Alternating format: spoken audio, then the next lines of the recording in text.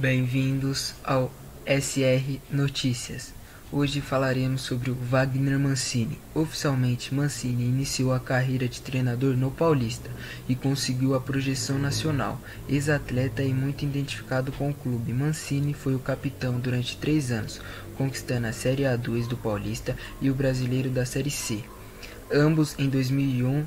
Em 2004, aceitou o convite do clube para assumir o posto de Zete, que se transferiu para o Guarani em 2005.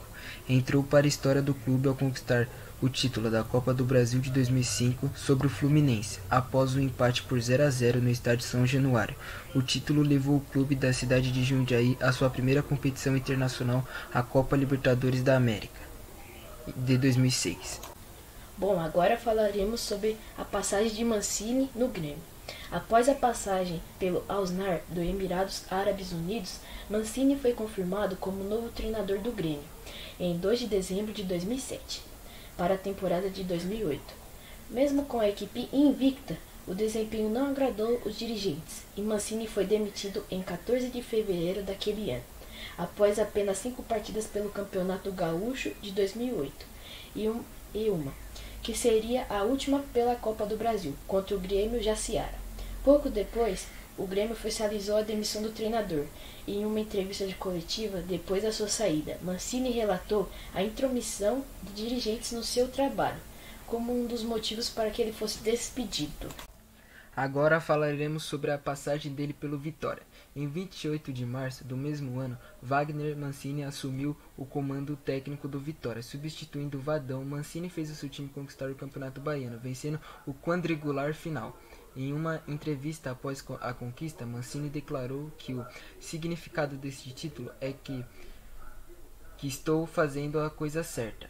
E o que aconteceu no Grêmio é página virada. O trabalho, sendo sério e com o tempo, pode alcançar objetivos e resultados. Após o início não muito entusiasmado no Brasileirão, o time conseguiu ficar por 6 jogos invicto e vencer 4 partidas consecutivas e alcançar a segunda colocação na competição no dia 10 de julho. Mancini chegou a falar até em conquistar uma vaga na Copa Libertadores. O tamanho era o otimismo do treinador. Bom, agora eu vou continuar falando sobre a passagem do Mancini no Vitória. Entretanto, a equipe caiu de produção e no segundo turno do campeonato chegou a ficar 7 jogos sem vencer.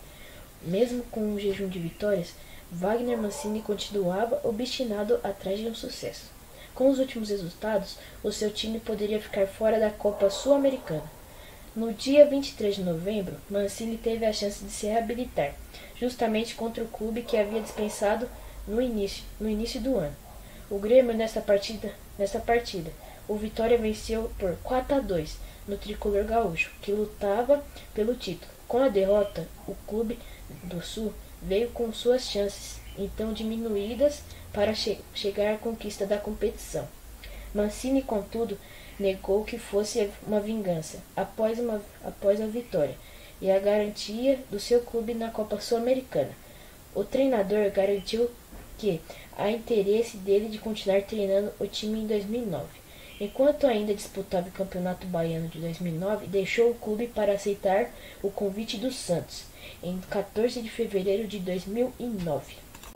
Bom, agora falarei sobre a passagem do técnico Mancini pelo Santos. Em 18 de fevereiro, estreou contra o Rio Branco, AC, pela Copa do Brasil, sob seu comando. O alvinegro se manteve invicto por 8 jogos. A única derrota santista nesse período foi contra o Corinthians, no dia 22 de março. Porém, após um excelente Paulistão, onde foram vice-campeões, sendo derrotado pelo Corinthians na final, Mancini e sua equipe começaram a ter atuações desastrosas no Brasileirão, assim como brigas entre o elenco e demissão de funcionários internos, causando um enorme mal-estar no elenco, com acusações de existência de um dedo duro no elenco pelo próprio treinador. Dando continuidade ao assunto, pesou também contra o treinador, decepcionalmente, a eliminação do Santos na Copa do Brasil diante do CSA, perdendo o jogo de volta em plena Vila Belmiro. Tudo isso somando a goleada histórica e sofrida justamente diante do seu ex-clube Vitória, no Barradão por 6-2, demitindo em 13 de julho de 2009, após desembarcar em Santos, tendo sido porém elogiado pelo presidente Marcelo Teixeira. Para mim, é muito complicado ter que decidir pela saída do treinador, ainda mais pela afinidade, pela relação que a gente tem com o Mancini, um treinador da nova geração, dentre aqueles que eu reputo não mais como um promissor, mas como a realidade para o futebol brasileiro. De volta ao Vitória, com a demissão de Paulo César, Carpegiani retornou ao Vitória em 12 de agosto. Levou a equipe ao 13º lugar com 48 pontos. Eu acho que o torcedor do Vitória é inteligente o suficiente para saber que foram 2 anos de bons trabalhos, e o registro daquilo que eu penso foi bom. Agora vamos falar pela passagem dele pelo Vasco da Gama. No dia 11 de dezembro foi contratado pelo Vasco da Gama para a temporada de 2010. Como jogador, eu não tive a oportunidade de atuar no Rio, e agora eu tenho uma chance em uma grande equipe com uma imensa torcida. Chegou à final da Taça Guanabara de 2010, invicto, sucumbindo e diante do Botafogo por 2-0.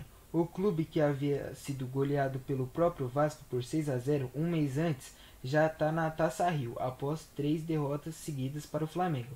Olaria e Americano, e a partida considerados fracas pela Copa do Brasil, foi demitido no dia 25 de março. Agora vou falar sobre a passagem dele no Guarani. No dia 15 de abril de 2010, assumiu o comando técnico do Guarani, no Brasileirão.